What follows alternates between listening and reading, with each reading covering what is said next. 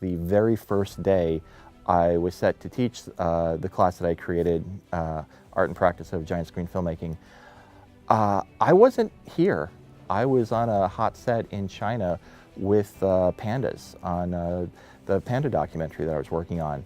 So I literally had hacked the IMAX system here many years ago with IMAX's permission, and I connected my iPhone through a VPN, logged in, booted the projectors, and then I FaceTimed my lecture onto the IMAX screen with pandas.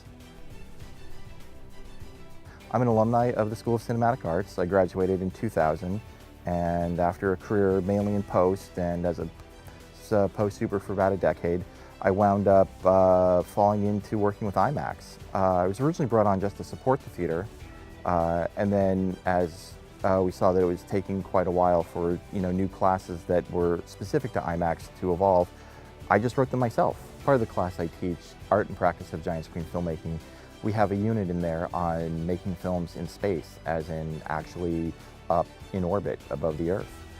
And that's been an incredibly popular and very interesting portion of the class.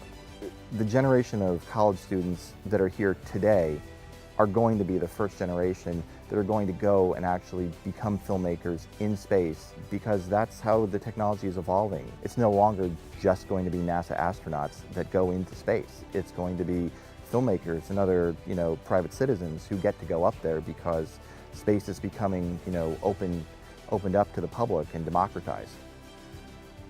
Working with the IMAX format is absolutely unforgiving because your final viewing experience is going to be on a screen that's generally 75 feet wide or larger. You can't make a mistake. You have to be very precise with your camera movement, very precise with your focus, very precise with how you're doing the filming, because if you get it wrong, you can very easily make the audience sick. I really just like the fact that I can go to work every day and know that I'm doing something good, that's educational, that's going to hopefully inspire better understanding of humanity and our natural world, especially to younger kids. And that was a great contrast, considering I've been making a lot of reality TV for the previous decade, and I feel really happy that I no longer have to apologize for the damage I'm doing to Western civilization. When you're coming out of the film school, not just your classmates, but also your colleagues, now that have both been staff and faculty and a student. These are all people who you work with again and again and again. It's nice when you get to see the light go on with these students, and you get to see them being inspired, and you get to see what you're saying and what your entire life experience has been. You're passing it on to people that actually want to receive it.